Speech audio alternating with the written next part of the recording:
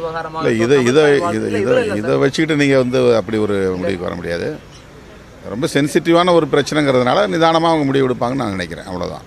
உதயநிதி ஸ்டாலின் அவர்களுடைய ஆபாச பேச்சு பற்றி திருமாவளவன் அவர்கள் கடுமையான கண்டனங்களை தெரிவிச்சிருக்காரு. நடிகை த்ரிஷா மற்றும் முதல்வர் விஜய் பற்றி தஞ்சாவூர் கூட்டத்தில் பேசியிருந்த சர்ச்சையான பேச்சுக்காக எதிர்க்கட்சி தலைவரான உதயநிதி ஸ்டாலின் இன்னைக்கு காலையில் சென்னை நீலாங்கரை வீட்டில் இருக்கிற அவருடைய வீட்டில் வச்சு காவல்துறையினரால் கைது செய்யப்பட்டிருக்காங்க.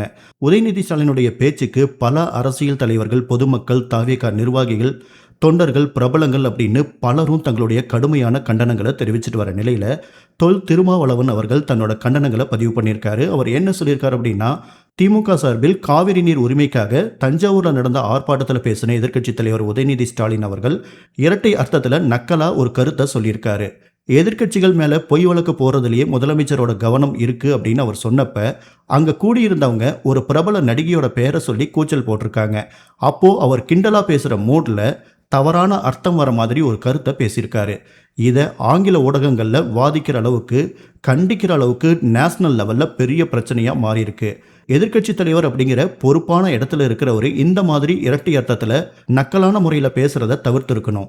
ஒரு பொண்ணை பற்றி இழிவாக பேசுகிற இந்த மாதிரி அணுகுமுறை அவருடைய அரசியல் தகுதிக்கு கொஞ்சமும் சரி கிடையாது.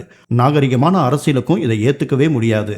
சுற்றி இருக்கிறவங்களோட ரசனைக்கு ஏற்ற மாதிரி பேசுகிற உந்துதலில் உணர்ச்சி வசப்பட்டு தன்னிலை மறந்து பேசுகிற அணுகுமுறையை விட்டுறணும். பெண்மையை கொச்சைப்படுத்துகிற மாதிரி அர்த்தத்தை ஏற்படுத்திய அந்த அணுகுமுறை மிகவும் கண்டிக்கத்தக்கது. நாளைக்கு சட்டமன்றம் கூட போகிற சூழ்நிலையில் எதிர்க்கட்சி தலைவர் அப்படிங்கிற பொறுப்பில் இருக்கிறவரை ஜெயிலில் போடுறத தவிர்க்கிறது ஆளுங்கட்சி மேலே இருக்கிற நல்ல பெயரை கூட்டும். இப்போ இருக்கிற நிலையில் காவிரி நீர் உரிமைக்காக எல்லா கட்சியினரும் பொதுமக்களும் சேர்ந்து குரல் கொடுக்கறதும் இந்திய ஒன்றிய அரசோட கவனத்தை ஈர்க்கிறதுக்கும் இது உதவியாக இருக்கும் அப்படிங்கிறத சுட்டிக்காட்ட விரும்புகிறேன் அப்படின்னு தொல் திருமாவளவன் அவர்கள் தன்னோட கண்டனத்தை பதிவு பண்ணியிருக்காரு.